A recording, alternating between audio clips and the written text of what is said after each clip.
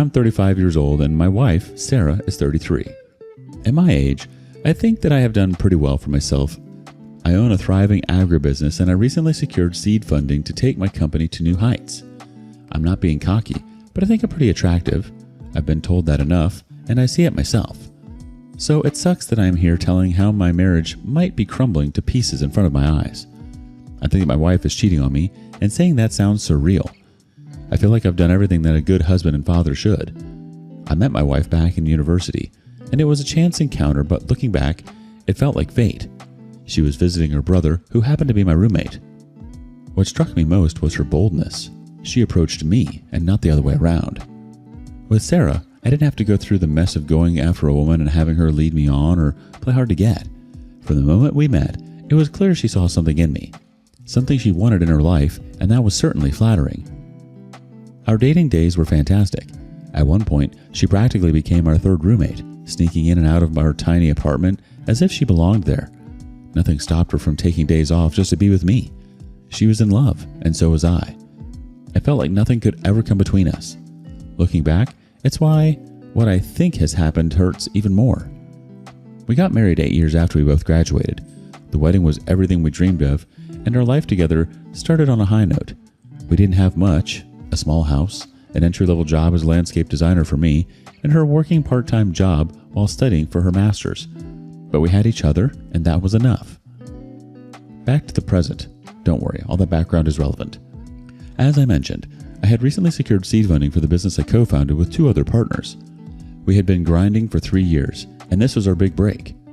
For the past year, I had been traveling across the country, meeting with investors, networking, and pushing our startup forward.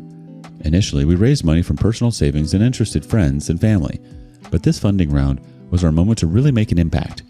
Despite how happy a moment this was meant to be, why, when I finally returned home to start my 4-week break, was Sarah so distant?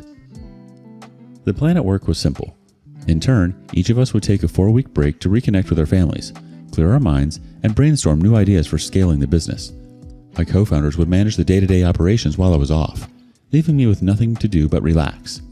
After traveling so often, it was obviously very much needed. I have 2 beautiful daughters, and with nothing work-related on my plate, I spent most of my time with them. Last week, I returned early from the golf club because I had a splitting headache. As I passed by the girls' room, I heard my wife in there, laughing. Like, really laughing. Curious and wanting to join in on whatever the joke was, I walked in. The look on her face when she saw me was unsettling.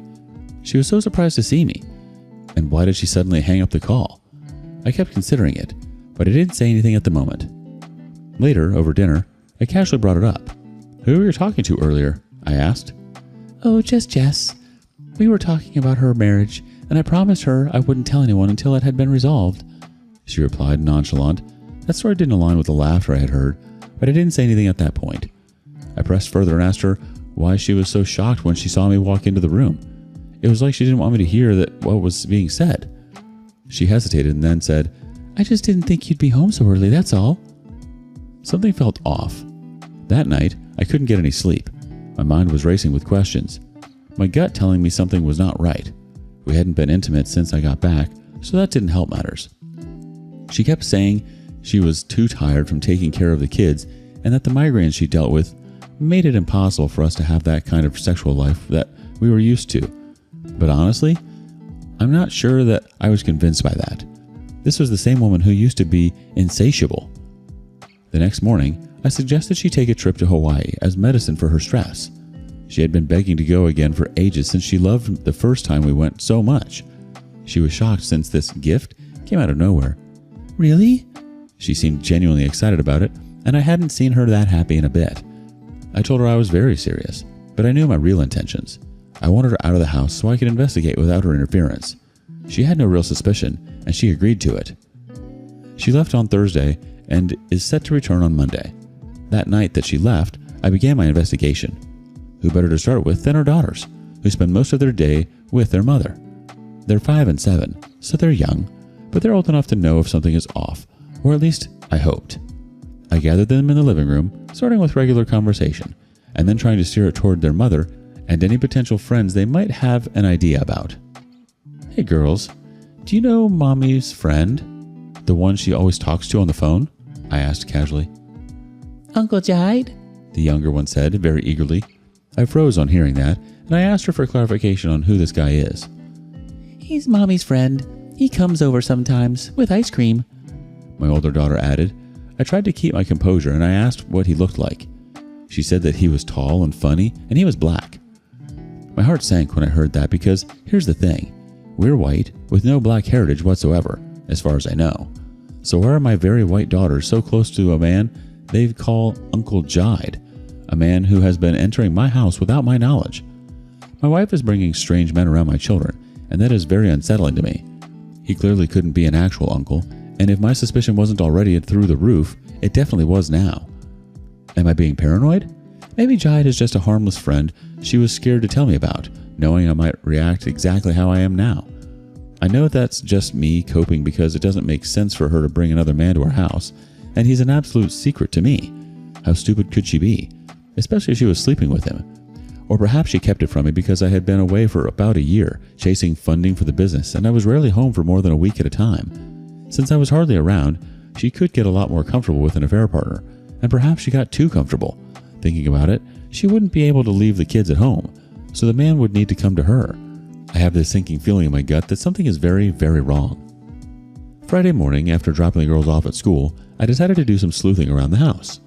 I needed answers, anything that might give me some peace of mind, but the more I searched, the more frustrated I became. I found absolutely nothing, not a single clue. By the end of the day, I almost felt relieved. Maybe I was just being paranoid. At the same time, I knew that not finding anything wasn't a confirmation that nothing was happening, though. Ultimately, I had to let my worry go at that moment.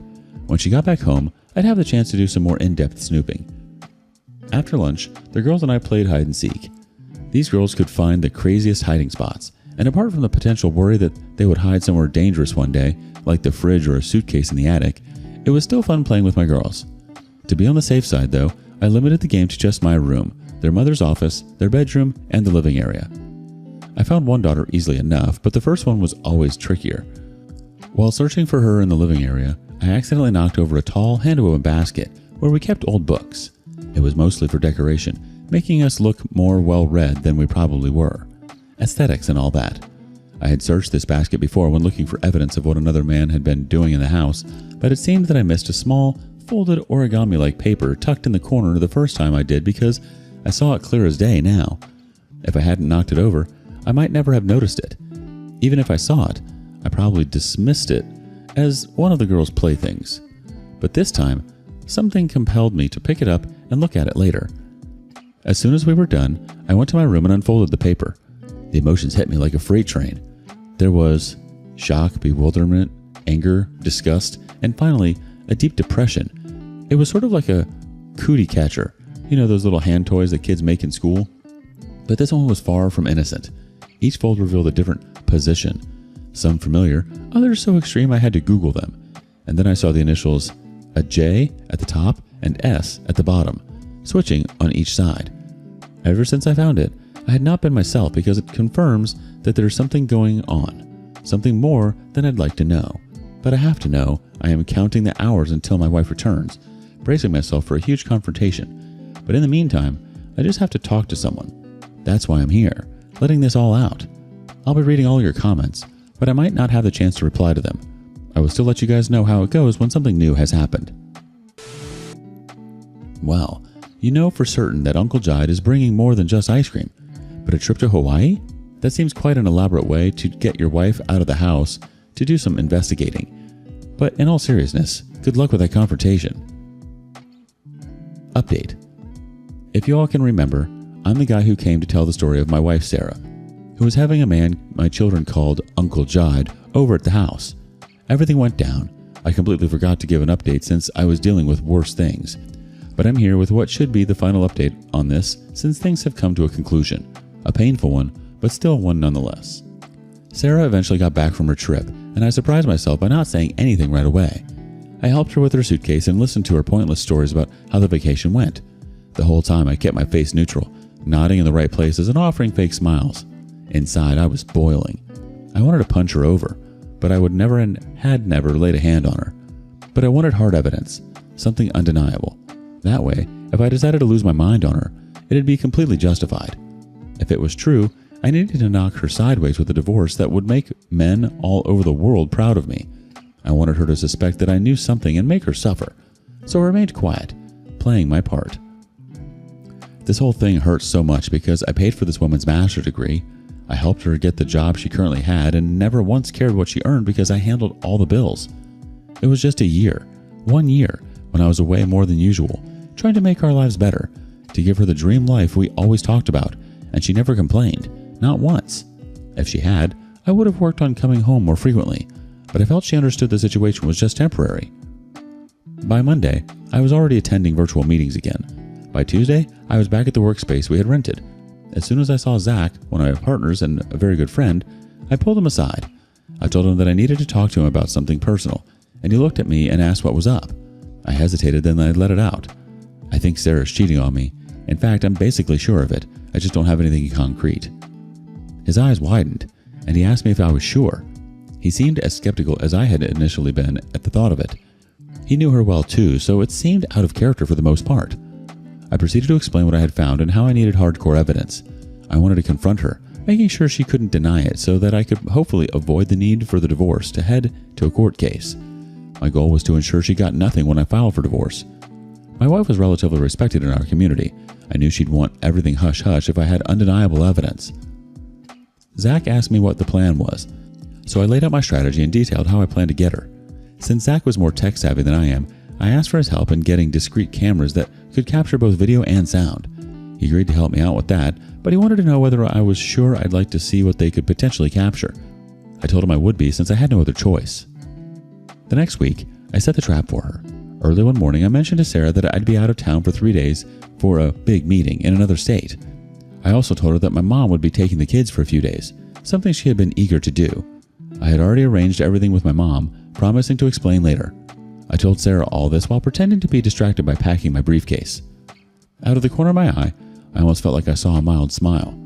I knew she was already planning what she would do with me and the kids gone. The night before, I had set up the cameras Zach provided, making sure they were hidden, but had a clear view of the key areas I felt she might visit. I just hoped that she wouldn't notice them. After breakfast, I said my farewells and left the house. But instead of heading out of town, I checked into a nearby hotel and worked from there. During the weekend, I returned home, retrieving the cameras, and got them to Zach. As he pulled the footage from the memory card, my worst fears were confirmed. Around 2 p.m. that day, Sarah paced the living room, phone in hand. I watched as she dialed a number. "Jide?" she said. "He's gone. He'll be gone for 2 whole days. Please come over as soon as you can. I miss you." I stood there watching the laptop screen. There was so much fury boiling inside me as I watched her smile at whatever sweet nonsense he was feeding her over the phone. I wanted to smash the laptop, to storm into my house and throw her out and call her all sorts of horrible things, but I forced myself to stay calm. I needed to see more. That evening, a man who must have obviously been Jide arrived. He was tall, dark, and muscular, and as he walked into my home, Sarah practically threw herself into his arms and kissed him. "Missed you so much." He responded the same and talked about how they would soon be together and live the life they wanted. She added, "We'll spend his money together." and they both laughed. Hearing those words twisted something inside of me. My heart pounded inside my chest. I can swear that I've never been angrier in my entire life, and I hated every second of how it felt. I couldn't believe this was happening. My wife was planning a future with this man, this stranger, in my own home, and she had brought him around my children too. The footage showed them moving to her office. I was embarrassed to have Zach witness this, but I had to know everything. They started undressing, sharing intimate touches and words that made my skin crawl. I was feeling both humiliated and enraged. At that point, I asked Zach to leave because things were going too far, which he did immediately, but I kept watching. Then they moved to the girls' bedroom. I nearly screamed in that room by myself. My daughter's room should have been off limits, at the very least, but it was clear, at least it was my conclusion, that she was intoxicated by the excitement of what she was doing and seemed to be enjoying how wrong everything was. They were loud, careless, and made a mess of everything as they did these things, and I watched it all, seething with rage but forcing myself to absorb every detail. This was all the evidence I needed, and I wanted to watch it just one time through and then never again.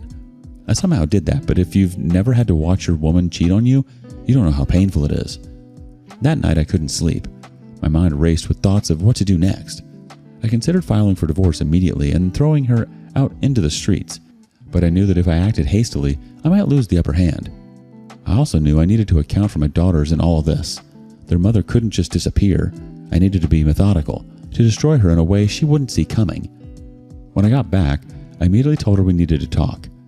Her face changed, and she asked me what it was about. I walked into the living room before turning to face her. About what's been going on while I've been away. She replied, I don't know what you mean. I couldn't believe how convincingly she lied. It made sense how I knew nothing all this time. I pulled out my laptop, setting it on the coffee table. I think you do. She hesitated, then sat down across from me. I opened the video file, and the screen lit up with images of her and Jai together. Her face turned white as she watched herself on the screen. The betrayal she had tried so hard to keep hidden now playing out before her eyes. I was just looking at her face the entire time. I didn't want to or need to look at the video again. That was when she started to grovel. Please, please don't do this, she begged, tears welling up. I told her to shut up. I was shocked at how venomous I sounded. I wasn't having any of it. She broke down, sobbing into her hands, apologizing and saying it was all a mistake. I snapped. It was no mistake. Mistakes happen once, maybe twice. But not when you plan a whole affair and scheme to spend my money. She started pleading, saying she'd do anything, swearing on her parents' lives. I think I started laughing. Maybe it was a bitter laugh or a happy one. No idea, but it felt good in its own way. I stood up, staring down at her. It's too late for that. We're done, Sarah. I want a divorce. She turned even paler, her eyes wide with fear. She tried to grab my legs, but I pulled away. I told her to get a lawyer, and if she fought me, I'd make sure she got nothing, and I'd ruin her perfect reputation that she's worked so hard to cultivate. At that moment, she must have realized that the big break my company was going to get was going to be entirely out of her reach because she messed everything up in the final stretch. Her sobbing intensified, and she begged me not to take the children.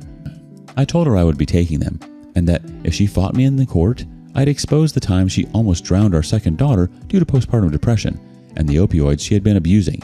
Not once, but twice. I know how hard PPD can be on mothers, but in that moment, I needed my get back.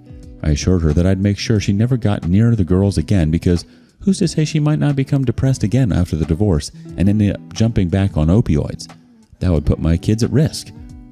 The weeks that followed were a blur of legal meetings and divorce negotiations. Sarah tried to fight it at first, but I made sure she knew that if she did, I'd drag her through the mud. I made that part clear over and over. In the end, she agreed to settle with my divorce demands. She signed off full custody of the girls to me, though there was obviously some space for visitation. As much as I now resented her deeply, I wanted my girls to have a mother still. She also managed to negotiate and walk away with a lump sum in place of alimony, but not enough to make me lose sleep. She'd likely spend it all to get an apartment since I was keeping the house. She could spend that money with Jide if she wanted, but it wouldn't last them both very long. Her once bright future now looked bleak, and I made sure she knew it. But even after the divorce was finalized, she continued to beg for forgiveness. Every day I received texts and emails and calls that I never picked up from her, pleading for another chance, asking me to reconsider. She said she couldn't live without me, that she was sorry, and that she would do anything to make it right. She said I could cheat with as many people as I wanted and she would accept it and even encourage it. She was grasping at straws with all her attempts, but I ignored them all. There was nothing left to save, quite honestly. I thought of it back then, even if I decided to get back with her, it'd be horribly empty and fake. I didn't need her to be a major part of my life ever again. And that's how my marriage of almost 9 years ended. It sucks when something that was once so treasured comes to an end, but it wasn't worth fighting for anymore, and as much as life is different now, I'll get used to it. Right now, I just wanted to focus on my girls. That's what will keep me going. I appreciate all of you for the support of my first post, and I'll just say that if you're going through something similar, you're surely going to make it out alive.